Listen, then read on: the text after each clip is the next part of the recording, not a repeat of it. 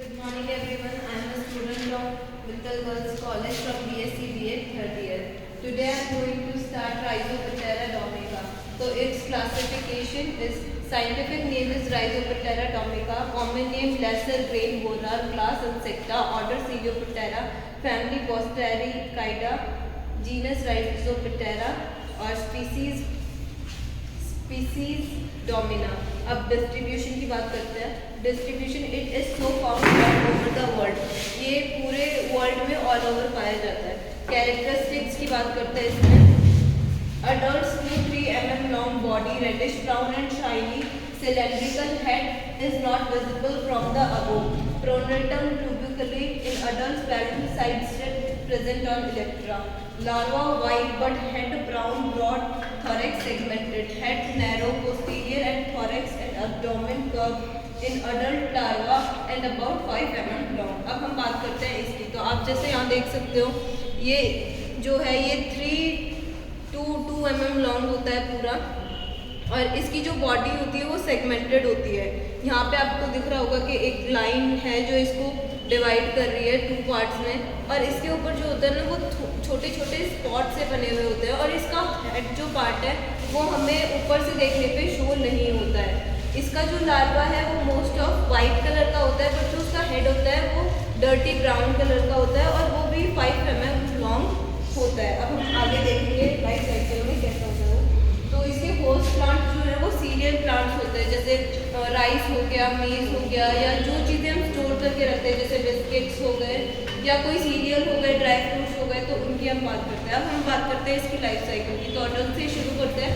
Adult जो है वो भी सारे जो एग है वो ग्रेन में देता है, और एग 5-6 डेज में ये ग्रेन के अंदर ले करके ग्रेन से बाहर आ जाता है.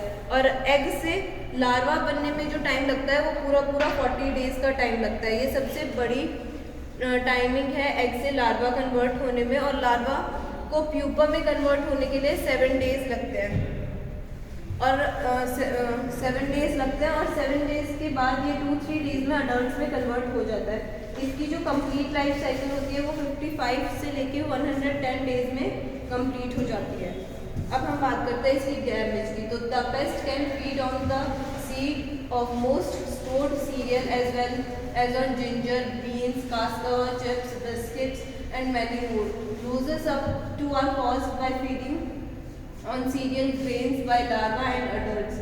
It can turn rice into dust. Damage to seed reduces the germination rate. ये क्या कहना चाह रहा है, जो पेस्ट है वो क्या करता है, वो उन्हीं चीज़ों पे अटैक करता है जो हम स्टोर करके रखते हैं, जैसे जिंजर हो गया, बीन्स हो गए, कैस्केवा चिप्स हो गए, बिस्किट्स हो गए, और बहुत सारी चीज़ें हैं जिसमें ड्राई फ्रूट्स वगैरह आ जाता है. ये क्या करता है, ये सीरियल का जो फीडिंग होता है, मतलब जो एंडोस्पर्म ग्रेन के अंदर होता है उसको भी ये खाई जाता है. तो जो लार्वा और अडल्ट है वो जो स्टेज है इसकी वो सबसे ज़्यादा डेंजरस है, क्योंकि वो पूरे के पूरे जो ग्रेन होता है उसको डस्ट में कन्वर्ट कर देते हैं. तो इससे क्या होता है कि जो सीड का जर्मिनेशन रेट है वो कम हो जाता है. अब हम बात करते हैं कि इनको रोका कैसे जा सकता है. Control and management. तो सबसे पहले ट्रैपिंग अडल्ट्स इन फेरोमोन बाइटेड ड्रॉप्स. हम सबसे पहले क्या कर सकते हैं, हम जो अडल्ट्स को ट्रैप करके रख सकते हैं फेरोमोन्स में, मतलब फेरोमोन से उनको अट्रैक्ट करके उनको ट्रैप कर सकते हैं. फिर हम बात करते हैं screening grain samples for adult reasons. हम अपने ग्रेन का सैंपल ले सकते हैं जो जिससे हमें पता चले कि हम अपने सीड की क्वालिटी क्या रखें, जिसमें अडल्ट मतलब आ पाएंगे या नहीं आ पाएंगे, वो पेस्ट आगे सर्वाइव कर पाएंगे या नहीं कर पाएंगे. Keeping grain store clean and all right, maintaining low temperature below 20 degree and hermetically sealed packaging can preserve seed quality.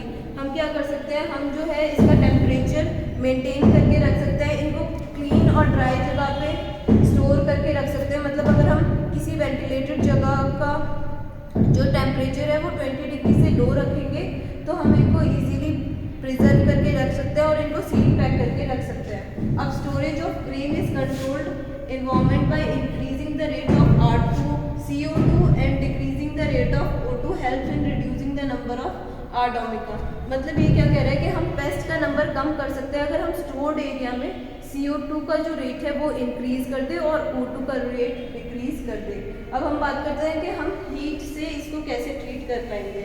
A thermal method for disinfection of paste of the thermal method for disinfection of post harvest paste high temperature treatment kills 80% of paste. अगर हम ventilated जगह में temperature increase करते हैं, मतलब अगर हम उसका टेम्परेचर 80 डिग्रीज तक बढ़ा दे तो क्या होगा, पेस्ट जो है वो अपने आप ही मर जाएगा। बट अगर पेस्ट मर जाएगा तो हमारे जो सीड की क्वालिटी होगी, क्योंकि टेम्परेचर ज़्यादा हो गया है तो हमारी सीड की क्वालिटी रिड्यूस हो जाएगी, जो आगे मतलब प्रिजर्वेशन के काम या सोइंग के काम आगे नहीं आ सकता। अब हम बात करते हैं केमिकल ट्रीटमेंट की।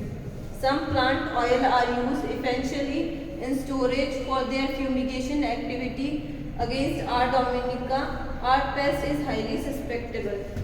वो कह रहे हैं कि इसमें ये कहना चाहते हैं कि हम कुछ ऑयल्स को मिला के उनका फ्यूमिगेट करें, अगर उनका धुआं करें तो हम पेस्ट मतलब अपने जो ग्रेन्स हैं उनमें पेस्ट लगने से बचा सकते हैं। Thank you so much everyone.